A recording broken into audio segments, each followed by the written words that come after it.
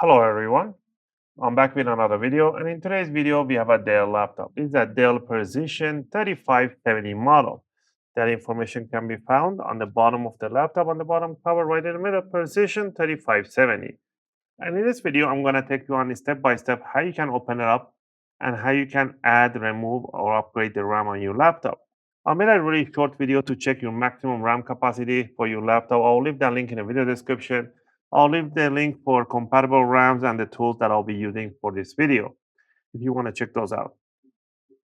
Now, this laptop is upgraded to 64 gig with no problem and works perfectly fine. And we can even turn it on. We can go to the BIOS. We can check that out quickly. So let's power it on. I don't know if it has battery. It does. So let's go F2. Press F2. Keep tapping on F2 until you go to the BIOS. And down here inside the BIOS, we can see CPU 12 Gen iCore 7.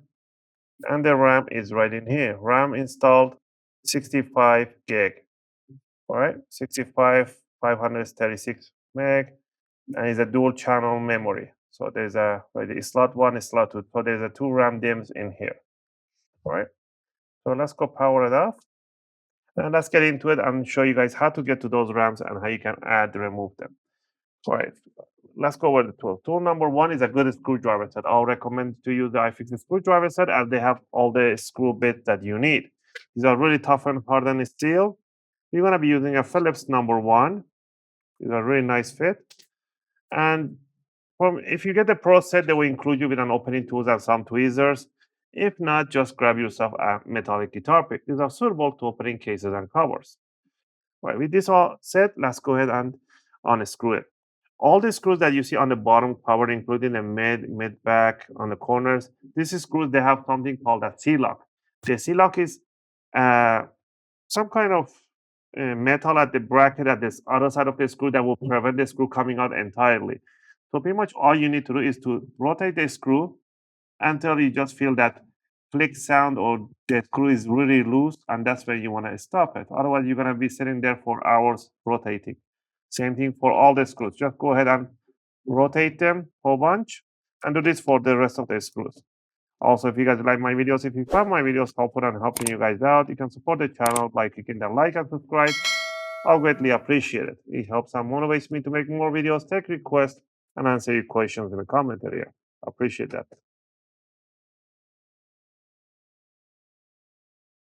All right, once we remove the screws, what I want you to do is to grab the opening tool from the corner back and stick the opening tool about 1 or 2 millimeter inward and just lift it up the cover, just like that. Just do tiny lifting in there. And put your fingernail right underneath. Do this all around on the side, just about 1 or 2 millimeters. And you want to stick the whole guitar pick in there. Go towards the front corner. Once you have this side up, you can just put your finger right there and just lift it up, and the whole thing will come out pretty easy. Super easy. And those C-locks are right over here. And the C-lock is built into the case, pretty much. It won't let it come out, so it's inside the case thing right there. The melted plastic over. But yeah. All right. So down here we can see the two Kingston. These are a Kingston brand RAM. So now we can see the battery right over here and the RAM right over here. There is no reason for you to disconnect the battery to do this RAM upgrade. Absolutely not necessary. But for those people that they want to remove the RAM in the battery, just grab this latch, the flip thing that they give you, this plastic gaffer tape. You want to lift it up towards yourself or towards the ceiling, just like that. Put a little support, your finger right on the here, and then lift it up, and it will come up. If you want to put it back down, just make sure you bring it evenly over the jack, and then you want to squeeze it in. Don't move it around. Bring it evenly. Otherwise, you're going to create a short. Right, but for the RAM upgrade, you don't need to do that. Down here, what you want to do to remove the RAM is to put your fingers on the side of these triggers. Let me grab a spatula so you guys can see which one I'm talking about. This trigger right there and this trigger right in here. So if you want to push these triggers away from each other, just like that, a little more, and the RAM should pop out in 45-degree angle. just like that. And what all you want to do, you don't want to yank it towards the ceiling, otherwise it will not come out and it will break the RAM or the DIMM. You want to slide backward in 45-degree angle, just like that. These are a DDR5 RAM. So you can see this is a Kingston 40 Impact DDR5, 32 gig, 3200 megahertz. You can purchase another. If you, I don't know how many you can. You have. If you have a 8 gig, you can remove it. But if you have a 16 gig and you want to add extra, you can do that too. But recommended one is having the same RAM in there. If you have a 16 gig, put a 16 gig. If you have a 32, put a 32 in the other one. But if you don't, it's still fine. It still will work. Now, to put the RAM in, make sure the notch on the RAM matches the notch right on the DIMM. So if I try to put it the other way around, it will simply not go through.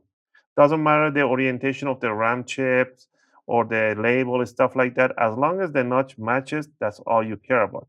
So we're gonna bring it down in the 45-degree angle inside the connector, right, in 45 degree.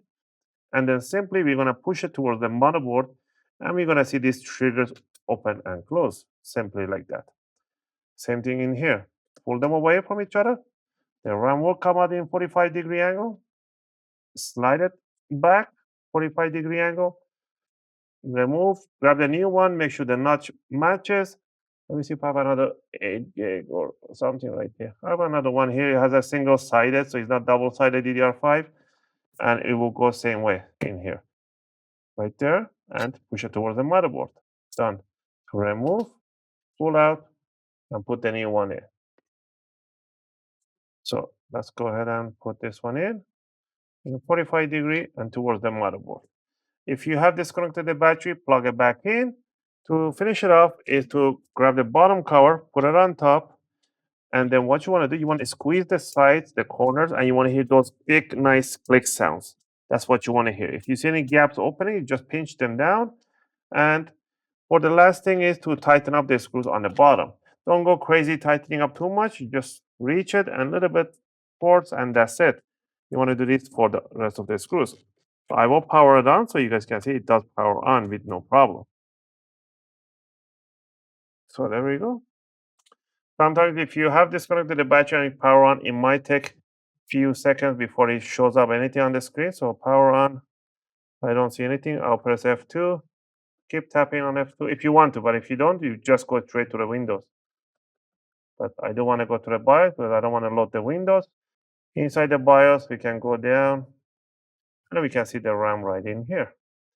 And that's it for today's video. I hope you guys liked this video and helped you guys out. If you have any question or requests, feel free to leave them in the video comment.